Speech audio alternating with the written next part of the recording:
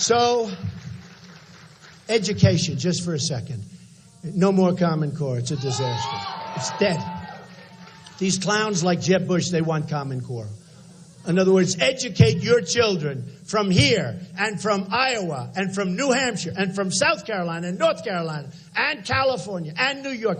Educate your children by the bureaucrats in Washington that don't really care about your children. They care about their paycheck. Not going to happen that way anymore. Not going to happen that way. Think of it. We spend more per pupil than any country in the world by far. Second place is way down here, by far.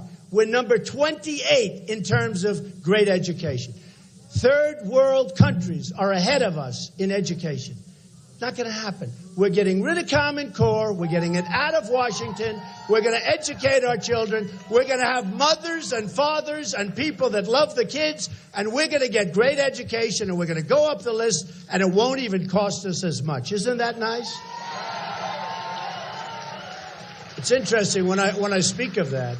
And I speak about how much it costs. You know, we'll go back to Jeb for a second. Poor guy. He's ashamed to use the name Bush. He goes, Jeb, exclamation. He's ashamed of his name. I said, Jeb, use your name. It's Jeb Bush. It's not Jeb.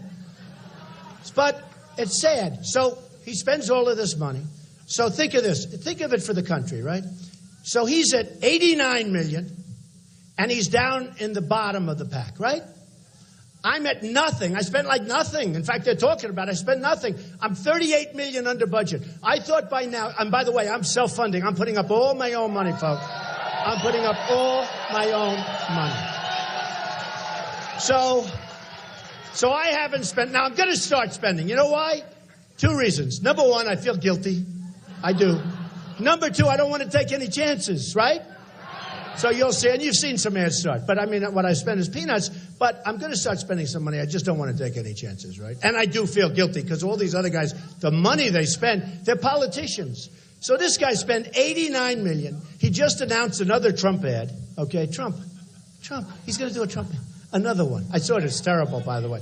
It's a terrible ad. Terrible for him, not for me. I think it's actually good for me if you want to know the truth. Because he doesn't know the difference. But wouldn't it be nice? Wouldn't it be nice? A guy spends the most, and he's essentially in last place. A guy spends the least. I'm the least of everybody. By far the least, right?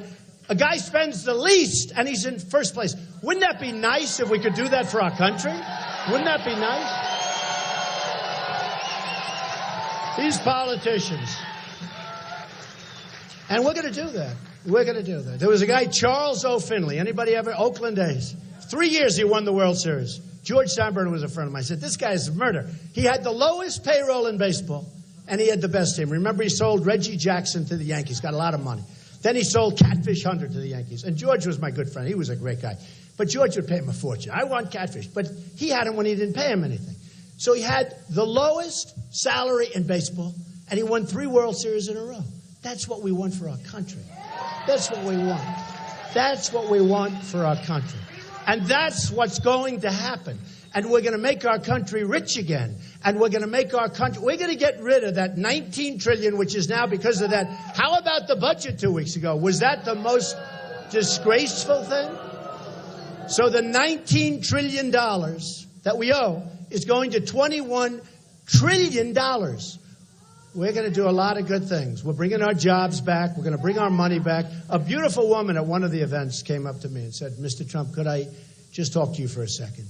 Little elderly. She said, Mr. Trump, I don't like when you say you're going to make the country rich. I'm going to vote for you. I love you, Mr. Trump, but don't say you're going to make the country. I said, look, I'm sorry, darling, but I have to say that. Because if we don't make our country rich, we can't make our country great. We're like a debtor nation. She said, oh, I said, this is the story. We're going to make our country rich. We're going to get rid of the debt. We're going to save Social Security. We're going to take care of ISIS. We're going to blast ISIS off the face of the earth. We're going to take care of our military. And hopefully we don't have to use our military. Hopefully we don't have to use it. We're going to take care of our vets who are treated horribly. Horribly. We're going to get rid of Obamacare. We're going to repeal it and replace it.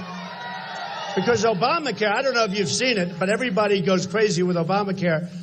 Premiums, it's terrible. Shout it out once again. It's terrible. Terrible. It is terrible. Your premiums have gone up 25, 35, 45%. It's dead in 17. Think about, if I win, I've got to solve this problem given to me. It's dead. It will die of its own weight. It can't last. It's dead in 17. And already the Republicans, and, while they're trying to make me establishment, okay. But they're already saying, we've got to do something to save it. I don't want to save it. We're going to kill it. Let it die. Let it die. And we're going to come up with something much, much better. Much better. Look at your premiums. Look at your deductibles. You have to be hit by a train. If you think about it, you have to be hit by a train. You're never going to be able to use it. The deductibles are so high.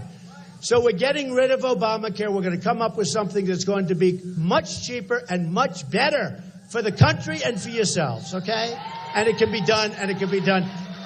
The problem with Obama and Obamacare is the insurance companies and other special interests are making a fortune, just so you understand. That's why you still have the lines around each state. That's why if I want to bid from my building in Las Vegas, I want to bid all over. I can't. I got a couple of guys, maybe if I'm lucky. So what we have is we're going to have an amazing system. We're going to, and I say this, and I'm starting to say it more. Look at all these people in this corner. Look at that. Oh, that guy's having a good time.